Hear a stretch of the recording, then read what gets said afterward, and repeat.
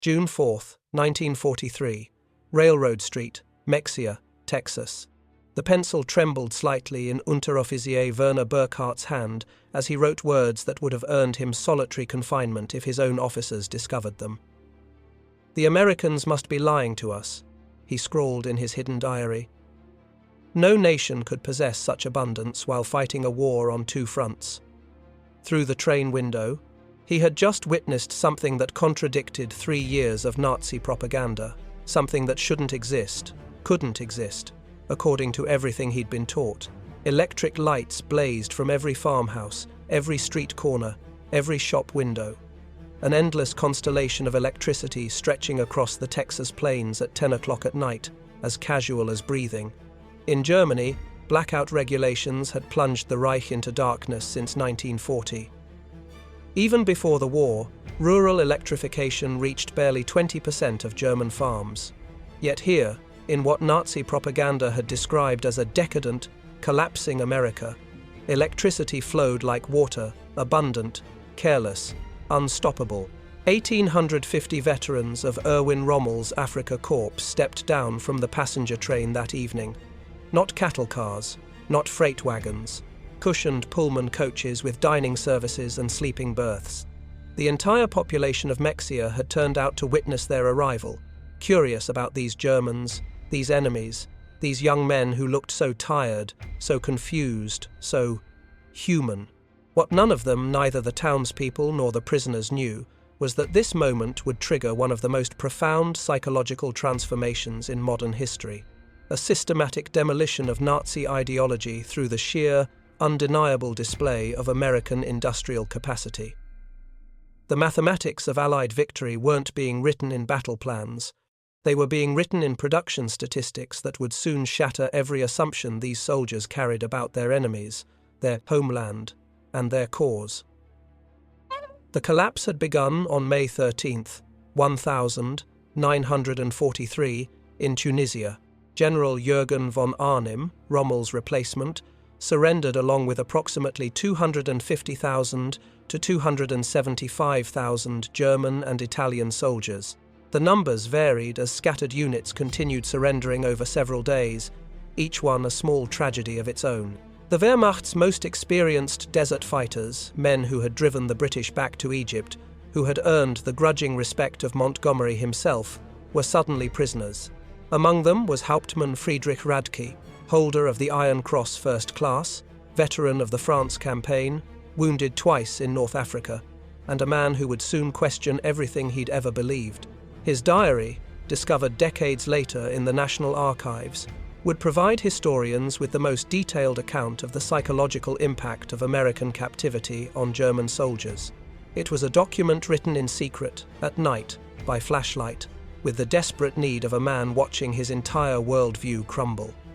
The journey from defeat to revelation began in the port of Oran, Algeria, as Radke and 30,000 other POWs waited in makeshift camps for transport ships. American efficiency was already beginning to crack their preconceptions.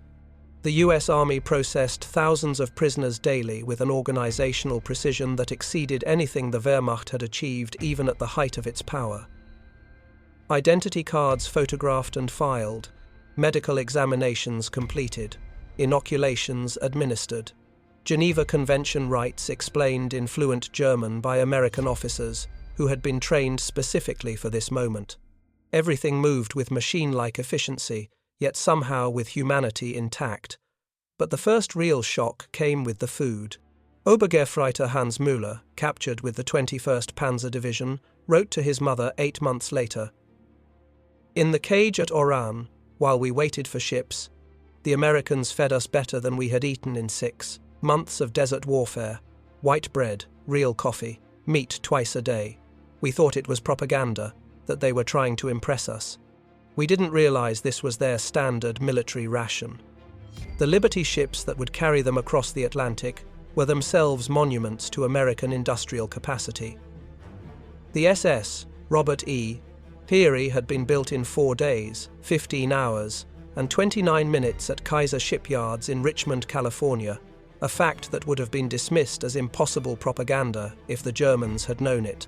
These vessels, produced at a rate of 3 per day at the peak of production, were returning from delivering supplies to the European theatre. Rather than sail back empty, they carried human cargo, up to 30,000 POWs per month by summer 1943. The 2-week Atlantic crossing in July 1943 provided the second phase of psychological demolition. Feldwebel Kurt Zimmermann of the 90th Light Division kept a detailed account that survived in letters to his family after repatriation. The ship's crew, he noted with barely concealed disbelief, disposed of more food waste each day than my entire company had received in weekly rations during the final months in Africa. He watched, unable to look away, as American sailors threw away half-eaten steaks, whole loaves of bread, gallons of milk that had sat too long. They did this openly, without thought, Zimmermann wrote, not to mock us, but because to them this waste meant nothing. Their supply was limitless. The ships themselves became floating classrooms in American power. POWs discovered that the vessel carrying them was one of 2,710 Liberty ships that would be built during the war, each one requiring 250,000 parts assembled from components manufactured in 32 states. The engines, they learned from talkative American guards, were built in 3 separate factories, each producing 900 horsepower cylinders that were then assembled in ports that had barely existed 2 years earlier. Lieutenant Colonel Wilhelm von Steuben, whose aristocratic Prussian family had served in every German war since Frederick the Great, would later write in his memoirs, "As our ship approached the American coast, I watched the radar antenna rotating above the bridge. This technology, which we believed only we and perhaps the British possessed in limited quantities, was standard equipment on a cargo vessel. It was then I first suspected that Germany had already lost the war. August 2nd, 1943, Norfolk Naval Base, Virginia. The first sight of America shattered the last remnants of Nazi propaganda about American industrial weakness. The Norfolk base sprawled across 4,300 acres, its docks stretching for miles, its cranes loading and unloading dozens of ships simultaneously. In a single day, this one port handled more tonnage than the entire German port of Hamburg managed in a week. Gefreiter Johann Weber, a factory worker from the Ruhr before his conscription, counted 47 cargo ships in various stages of loading or unloading. Each crane, he noted in his secret diary, lifted loads that would have required a dozen men and horses in Germany. They moved with electric power smoothly, continuously, without the coal smoke that choked our industrial cities. The prisoners were formed into columns for the march to the waiting trains. Along the route, they passed parking lots filled with civilian automobiles, hundreds of them, belonging to dock workers. In Germany, private automobile ownership remained a privilege of the wealthy and the party elite. The Volkswagen, promised to the German people since 1934, remained a propaganda dream, with fewer than 1,000 ever delivered to civilians. Here, ordinary labourers drove to work in their own cars, but nothing prepared them for the trains themselves. Not boxcars. Not the 40 and 8 wagons, 40 men or 8 horses that had carried German troops across Europe, but full passenger coaches, Pullman cars with padded seats that converted to sleeping berths, dining cars with white tablecloths and silver cutlery, observation cars with panoramic windows. Hauptmann Radke wrote, "We boarded like tourists, not prisoners." The American guards seemed almost embarrassed by the comfort.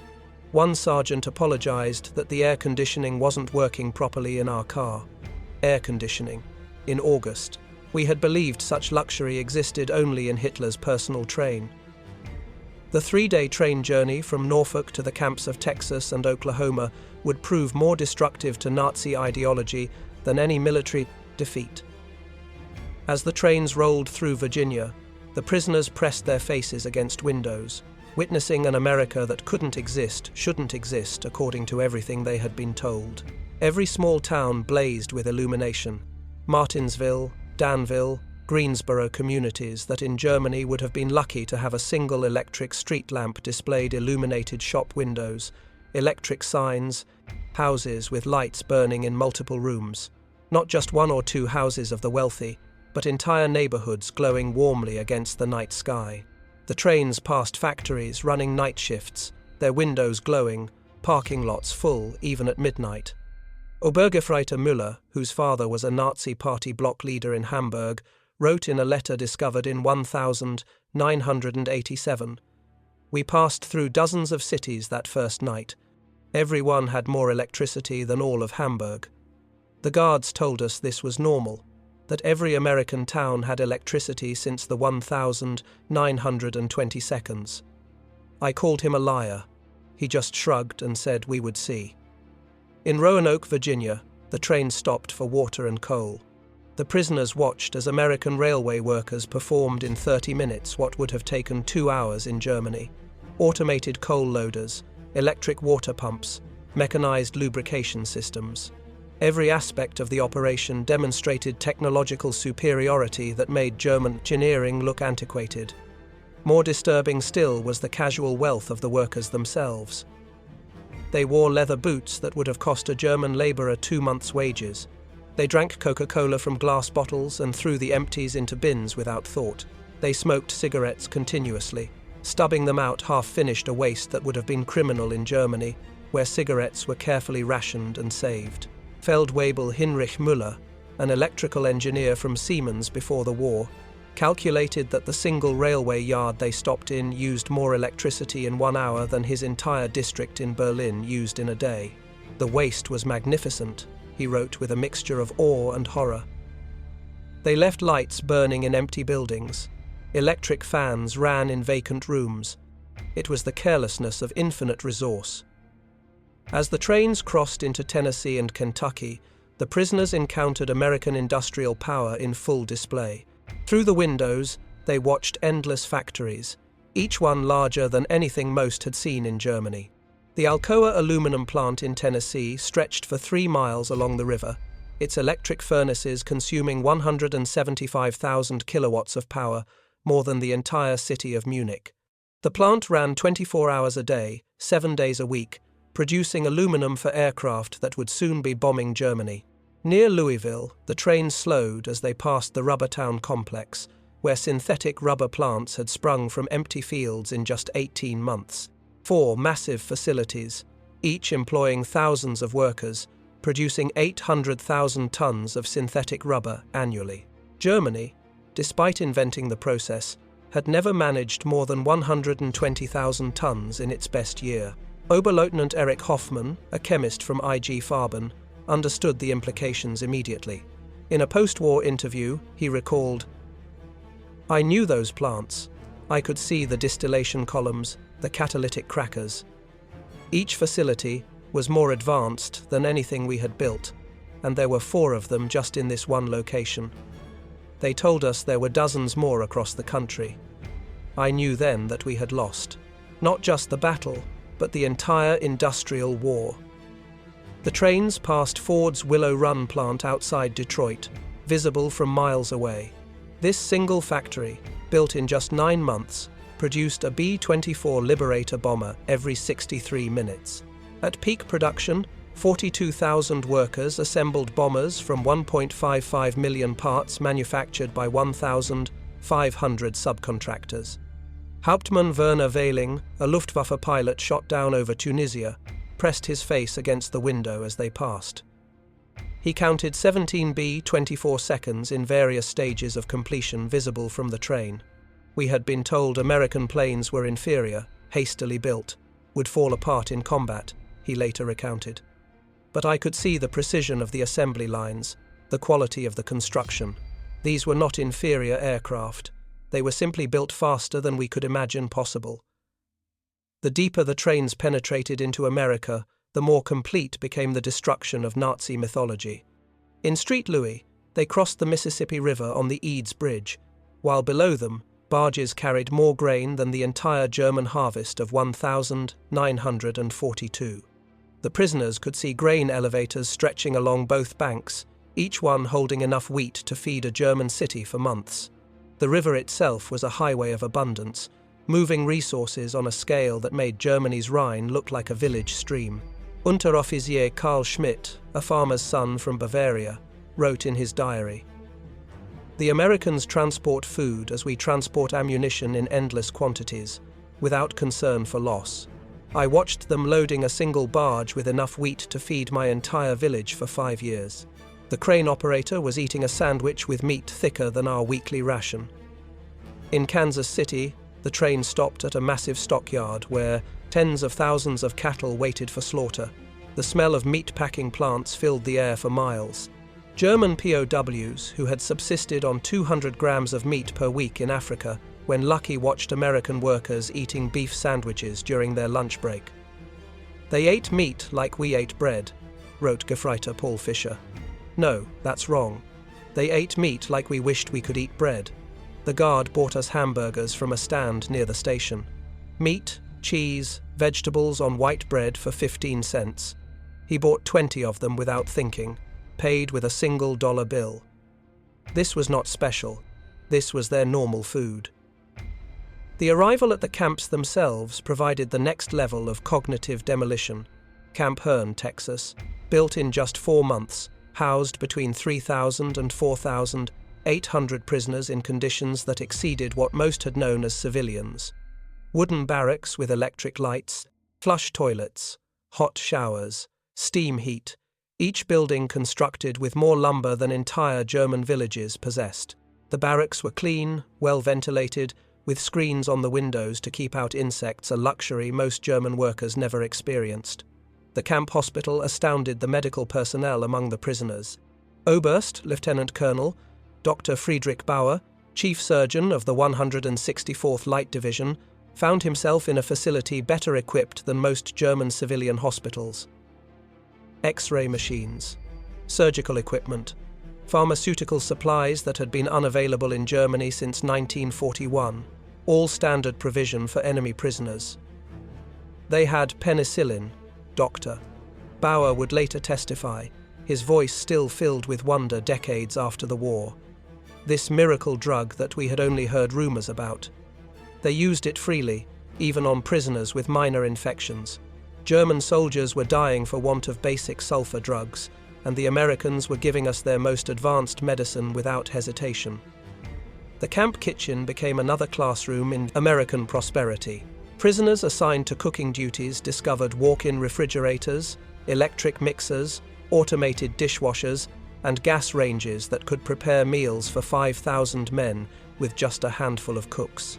The daily ration included fresh milk, eggs, meat, vegetables, and white bread quantities that German civilians hadn't seen since 1939. Real butter, not the coal-derived margarine Germans had endured for years. Coffee made from actual coffee beans, not the roasted grain substitute that had become standard in Germany. Feldwebel Otto Krebs, a former hotel chef from Munich, wrote, "Today we threw away more food than my family has seen in 3 years. Not spoiled food, simply excess. The American regulations require we prepare 10% more than needed to ensure every prisoner receives full rations. The surplus is discarded. I wept as I threw perfectly good bread into the garbage." By September 1943, the labor shortage in American agriculture led to the employment of POWs in fields and factories across the country. This decision, driven by practical necessity, would prove more destructive to Nazi ideology than any propaganda program could have achieved. Groups of prisoners were trucked daily to work sites, traveling through the American heartland without blindfolds or restricted routes. They saw everything. The endless fields of corn and wheat, the factories running 3 shifts, the shops full of goods, the parking lots full of cars, the houses with refrigerators and radios and washing machines. At a cotton gin outside Houston, Unteroffizier Herbert Lang watched a single machine process more cotton in 1 hour than his entire village could have handled in a month using traditional methods. The gin was powered by electricity from the Colorado River Authority, part of a rural electrification program that had brought power to 90% of Texas farms by 1943. The farmer who owned the gin was nobody special, Lang recorded in his diary. Not aristocracy, not a party member, just a farmer. Yet he had electricity, running water, a truck, a car, and a tractor. His workers, including the Negroes, ate lunch from boxes containing more food than German workers received in a week, and this was normal. Every farm we passed was the same. In Nebraska, prisoners worked in sugar beet fields, witnessing agricultural mechanization that defied comprehension. A single combine harvester, they learned, could do the work of 100 men. The fields stretched to the horizon, each one larger than entire German counties. The farmers spoke casually of yields that would have been fantasy in Germany, 60 bushels of wheat per acre compared to Germany's 30 on the best land. Gefreiter Wilhelm Hoffmann, working on a farm outside Scottsbluff, wrote, "The farmer's son, a boy of 16, drove a tractor worth more than everything my father had earned in his lifetime. When I mentioned this, the boy laughed and said it wasn't even a particularly good tractor. His father was waiting for a new model from John Deere that would be even better." The most devastating revelations came to those prisoners who worked near or in American factories. While Geneva Convention rules prohibited direct war production work, POWs could work in industries that freed American workers for military production. This technicality allowed thousands of German prisoners to witness American industrial capacity firsthand. At a Campbell Soup factory in New Jersey, prisoners watched production lines that processed more tomatoes in a single day than most German factories handled in a month. The facility operated with a skeleton crew of women and elderly men, as most young workers were in the military. Yet production exceeded peacetime levels. Stabsfeldwebel Ernst Wagner, who had worked in a German food processing plant before the war, documented the experience with the precision of an engineer cataloguing his own obsolescence.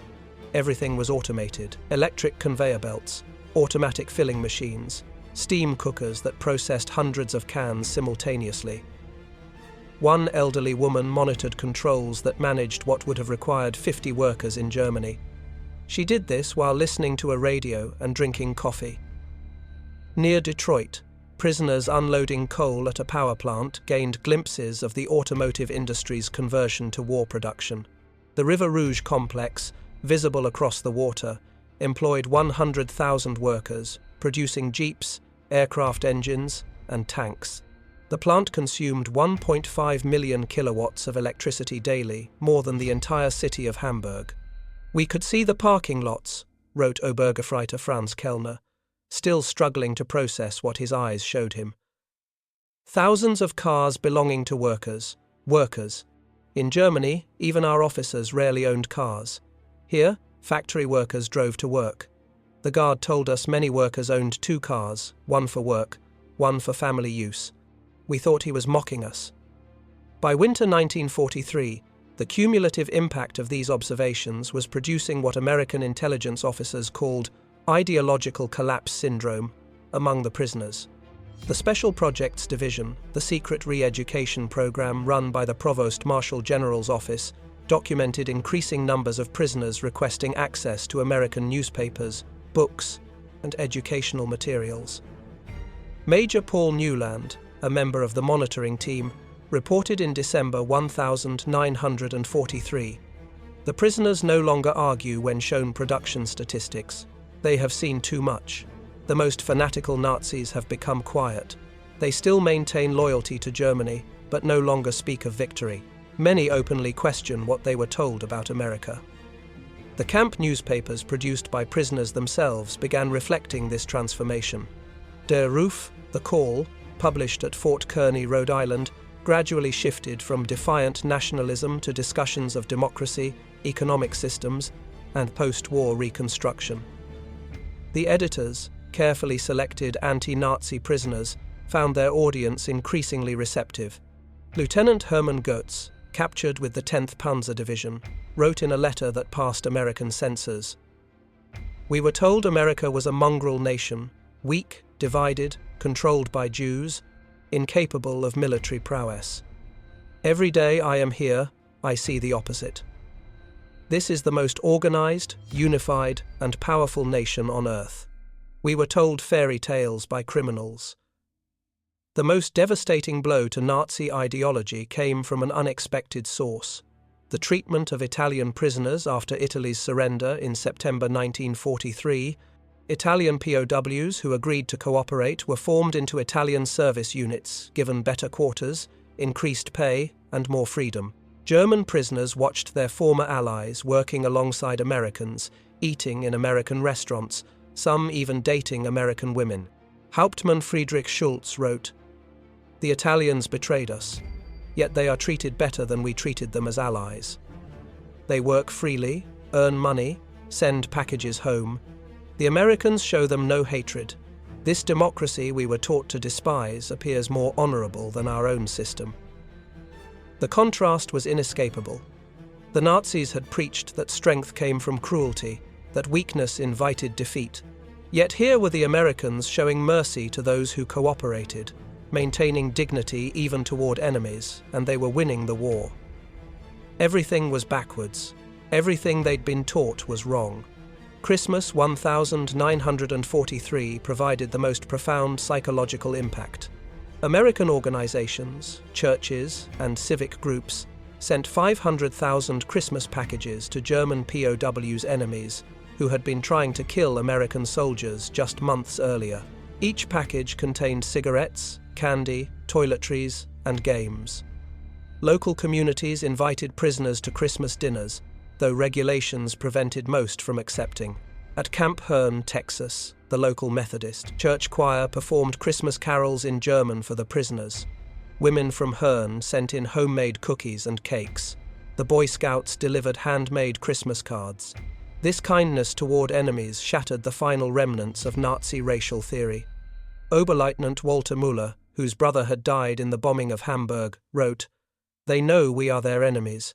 Many have sons and husbands fighting against our armies. Yet they show us Christian charity, not propaganda, but genuine kindness. What kind of people treat enemies this way? Only those absolutely certain of victory and secure in their power." The Christmas feast itself defied comprehension. Turkey, ham, mashed potatoes, gravy, vegetables, pies, ice cream, quantities of food that Germany hadn't seen since before the First World War. The prisoners ate until they were sick, unable to comprehend such resources being lavished on enemies. "We ate like kings," wrote Feldwebel Hans Richter. "Better than German generals eat, better than party leaders. And this was not special. The guards told us this was a normal American Christmas dinner, that every American family was eating the same meal. If they can feed prisoners this way, what must their own soldiers eat?" By early 1944, over 40,000 German prisoners were enrolled in educational programs. They studied English, American history, mathematics, and sciences. The University of Chicago provided correspondence courses. Stanford University sent professors to lecture on democracy and economics. The thirst for knowledge was insatiable. Prisoners who had been told Americans were cultureless barbarians discovered libraries with millions of books, universities that welcomed all social classes, scientific research that led the world. They read American newspapers freely, comparing multiple viewpoints, something impossible in Nazi Germany. They saw debate, disagreement, criticism of government, all happening openly, and somehow this chaos made America stronger, not weaker. Hauptmann Dr. Wilhelm von Braun, a physicist conscripted from the Kaiser Wilhelm Institute, attended lectures on atomic physics at Camp Shelby. He later wrote, "American professors, including Jewish refugees from Germany, taught us without hatred. They spoke of science as universal, belonging to all humanity. They were years ahead of German research, and they shared knowledge with enemies. This generosity of spirit was incomprehensible to minds shaped by Nazi ideology." The camp theaters showed American films, not propaganda, but regular Hollywood productions. Prisoners watched Gone with the Wind, seeing a depiction of American defeat and recovery that resonated with their own situation. They saw The Grapes of Wrath, amazed that Americans would show such self-criticism to enemies. "They hide nothing," wrote Lieutenant Joseph Kramer. "They show their problems, their failures, their conflicts. Yet this honesty makes them stronger, not weaker. In Germany, such criticism would mean death. Here it is considered patriotic." Spring 1944 brought expanded prisoner labor programs as American production reached its peak. German POWs worked in canneries, mills, and fabrication plants, witnessing the full might of American industrial capacity. The numbers told a story that no propaganda could counter. At the Higgins Boat Factory in New Orleans, prisoners unloaded steel that would become landing craft for D-Day. They watched as workers assembled 700 boats per month, each one requiring 20,000 parts. The factory employed 20,000 workers, including thousands of women who operated cranes, welded hulls, and managed production lines.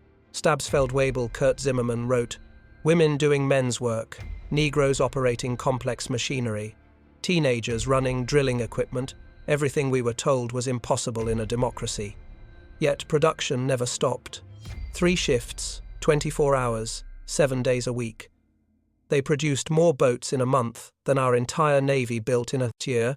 At Republic Steel in Ohio, prisoners witnessed the production of 10,000 tons of steel daily. The blast furnaces ran continuously, fed by endless trains of iron ore from Minnesota and coal from Pennsylvania. The scale defied German comprehension. This single plant produced more steel than the entire Ruhr at its peak, wrote Obergefreiter Paul Hartmann. "I worked at Krupp before the war. I thought I understood industrial production, but this was beyond imagination. They wasted more steel in spillage than we could produce. The workers complained about overtime while producing quantities we couldn't achieve with slave labor and double shifts." The summer 1944 harvest provided the final demolition of Nazi propaganda about American weakness. German prisoners worked across the Midwest, witnessing agricultural production that could feed the world. In Kansas, they watched wheat harvests where single farms produced more grain than entire German provinces. Combines moved across fields like ships across an ocean of gold, each one harvesting 100 acres per day. The grain elevators they filled could hold more wheat than Germany imported in an entire year. Unteroffizier Franz Weber, a farmer from East Prussia, wrote, "One American farmer with machinery does the work of 100 German farmers. They showed me aerial photographs of the wheat fields, thousands of square miles of grain. They could lose half their harvest and still have more than all of Europe combined." In California's Central Valley, prisoners picked fruit in orchards that stretched beyond the horizon. They watched as perfectly good fruit was discarded for minor blemishes, fruit that would have been treasured in Germany. Entire crops were sometimes ploughed under to maintain prices, a concept that caused psychological breakdowns among prisoners from hunger-ravaged Germany. "They destroyed food to keep prices stable," wrote Gefreiter Otto Schultz, his handwriting shaky with emotion.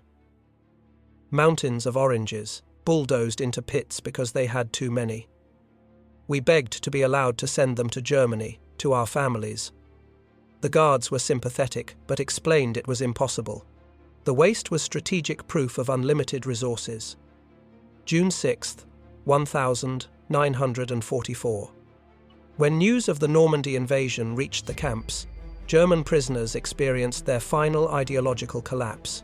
The scale of the operation, 6,000 ships, 11,000 aircraft, 150,000 men in the first wave, demonstrated American organizational capacity beyond Nazi Germany's wildest dreams. Prisoners at Camp Shelby watched newsreels of the invasion within days.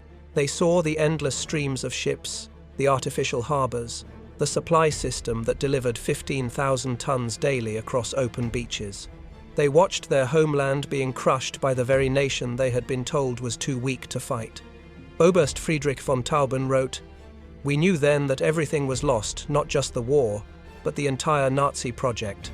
We had challenged the world's greatest industrial power with fairy tales and racial mythology.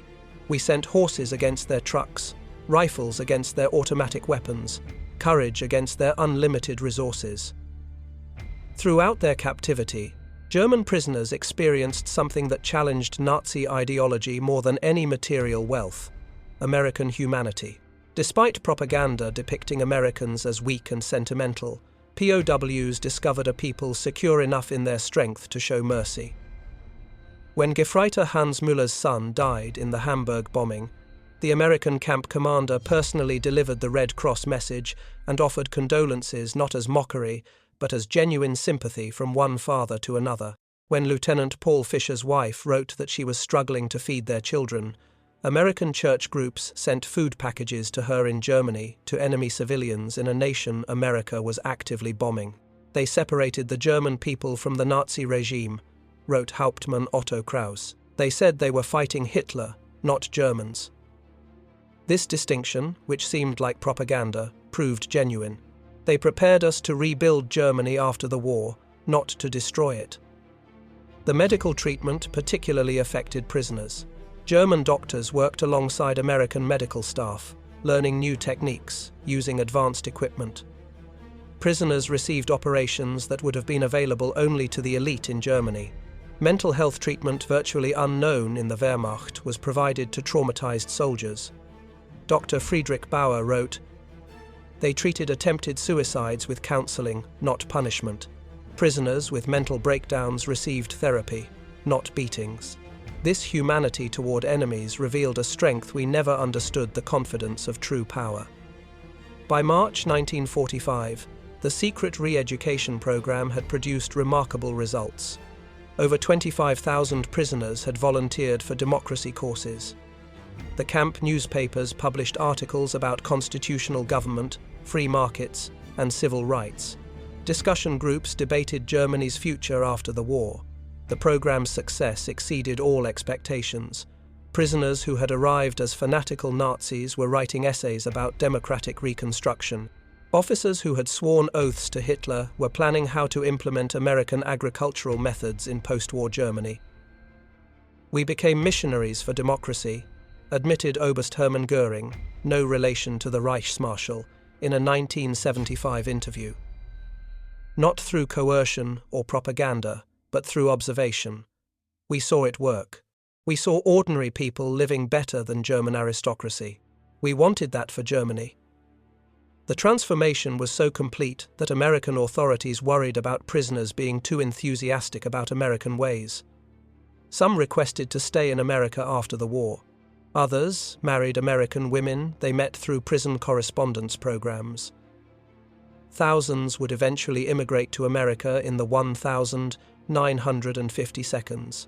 April 1945 brought the final revelation. As American forces liberated concentration camps in Germany, the footage was shown to German POWs. Many refused to believe it initially, claiming it was propaganda, but the evidence was overwhelming. Testimony from American soldiers, photographs, newsreels, and eventually letters from Germany confirming the horror. The psychological impact was devastating. Men who had maintained some pride in German honor despite military defeat now faced the complete moral collapse of their nation. Everything they had fought for was not just defeated, it was evil. Hauptmann Walter Schmidt wrote the most eloquent summary. "We thought we were warriors for a great cause. We discovered we were tools of criminals. We believed we were bringing civilization to inferior peoples. We found that we were the barbarians. The Americans we called weak and decadent showed us what civilization actually meant."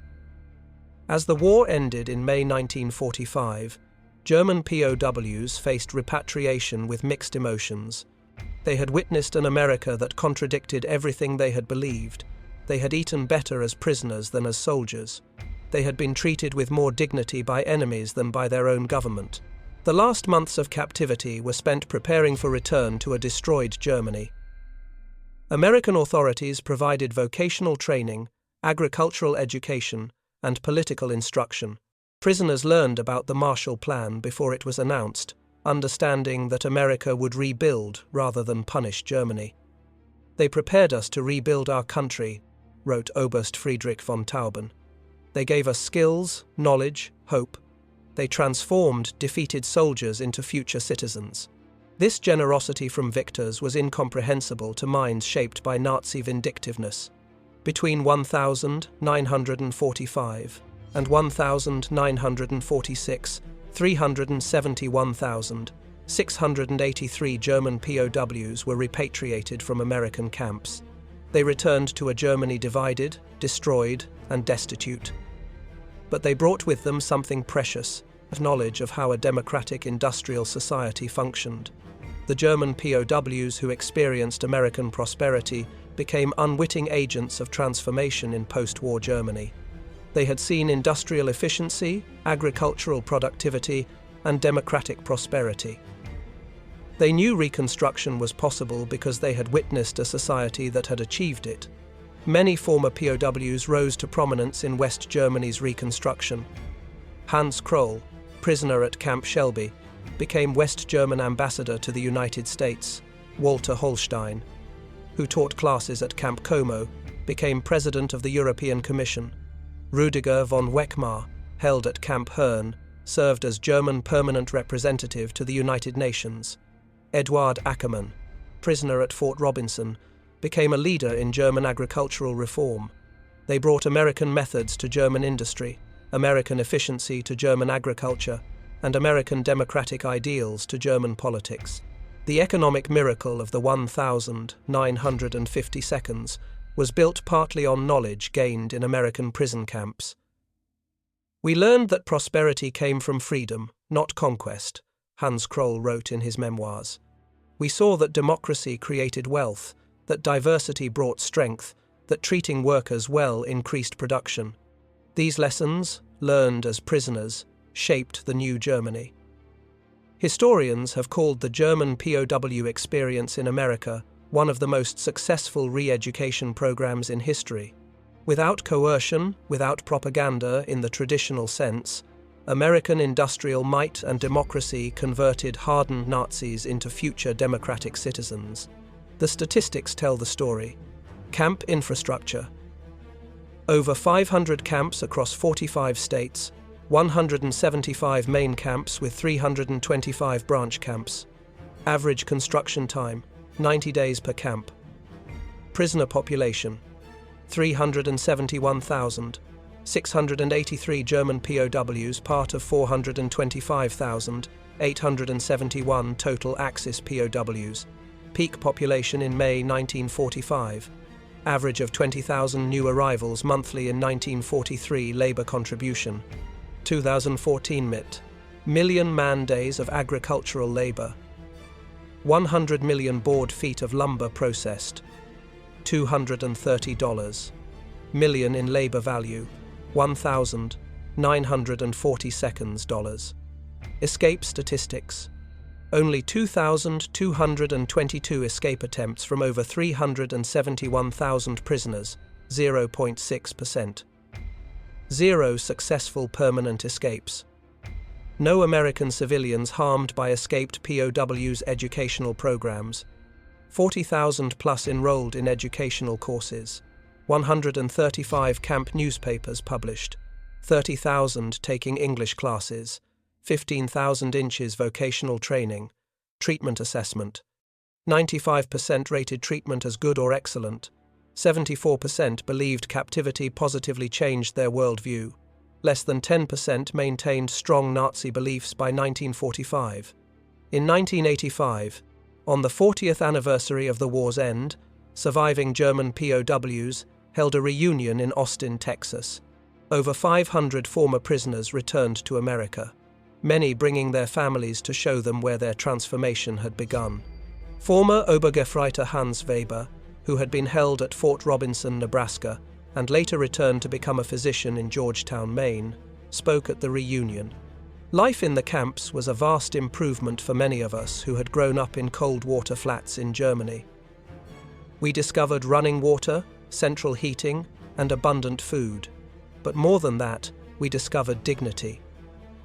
Former Stabsfeldwebel Kurt Meyer, who had worked on farms in Iowa, added, "The farmers treated us not as enemies, but as young men far from home.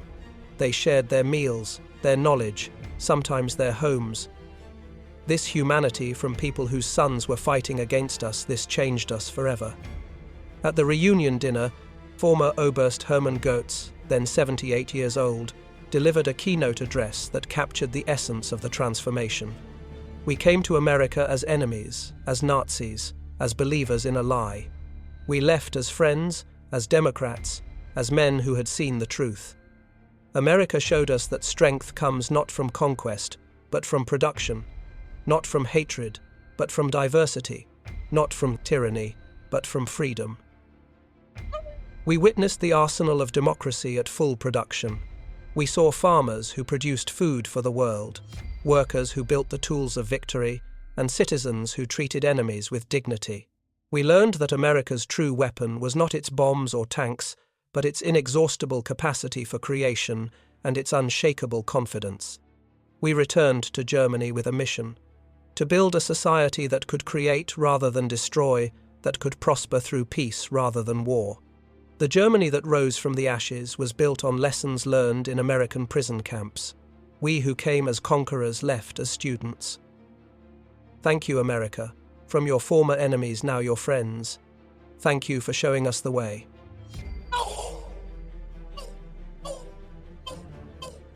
The auditorium erupted in standing ovation, Americans and Germans together. Former enemies united in recognition of a transformation that had seemed impossible when those first trains rolled into Texas in June 1943. The German POWs who experienced American industrial might didn't just witness history, they were transformed by it. Their captivity became education, their defeat became enlightenment, and their imprisonment became liberation from the ideological chains of Nazism. In the end, America's greatest victory wasn't on the battlefield, but in the prison camps, where overwhelming evidence of democratic prosperity accomplished what armies could not: the complete transformation of enemy minds. The POWs had arrived believing in German superiority and American weakness. They left knowing the truth. American industrial might wasn't just overwhelming, it was incomprehensible to minds shaped by scarcity and tyranny. The trains that had brought them into captivity in 1943 carried warriors of the Third Reich. The ships that returned them to Germany in 1946 carried architects of democracy. They had seen the future, and it worked. Their story stands as testament to a profound truth. The most powerful weapon in America's arsenal wasn't military might, but the simple, overwhelming evidence of a free society's capacity to create abundance. The German POWs were stunned by American industrial might, but ultimately they were converted by it. In their transformation lay the seeds of Europe's post-war redemption and the final defeat of the Nazi dream. They returned to Germany not as defeated enemies, but as witnesses to what free societies could achieve. The economic miracle that transformed West Germany in the 1950 seconds was built on foundations laid in American prison camps, where enemy soldiers learned that prosperity came not from conquest, but from freedom, not from racial superiority, but from human dignity, not from totalitarian control, but from democratic cooperation. The German POWs had arrived in America expecting to find a weak, divided nation on the verge of collapse. Instead, they discovered an industrial colossus of unlimited power and surprising humanity. They had come as prisoners of war but left as witnesses to the arsenal of democracy at its absolute peak. In their awe at American abundance lay the psychological seeds of the Atlantic Alliance, the Marshall Plan, and the democratic reconstruction of Germany. They had seen America, and they would never be the same. Their children would grow up in a democratic Germany allied with the United States, a partnership built on the transformation that began when 1,850 Afrika Korps veterans stepped off a train in Mexia, Texas, and discovered that everything they believed was wrong. The story of German POWs in America is ultimately a story of redemption through revelation. It proves that sometimes the greatest victories are won not through destruction but through demonstration, not through propaganda, but through prosperity, not through hatred, but through humanity. The German soldiers who witnessed American industrial might became the unwitting ambassadors of democracy, carrying back to their homeland the seeds of transformation that would bloom into one of history's most successful reconstructions. Their journey from Nazi warriors to democratic citizens remains one of the most remarkable transformations in modern history, accomplished not through force, but through the overwhelming evidence of what free people could achieve when they worked together. In the end, that was America's secret weapon. Not just the ability to produce more tanks and planes than any nation in history, but the capacity to transform enemies into friends through the simple power of example. The German POWs were stunned by America's industrial might, but more importantly, they were changed by it. And in that change lay the foundation for a better world.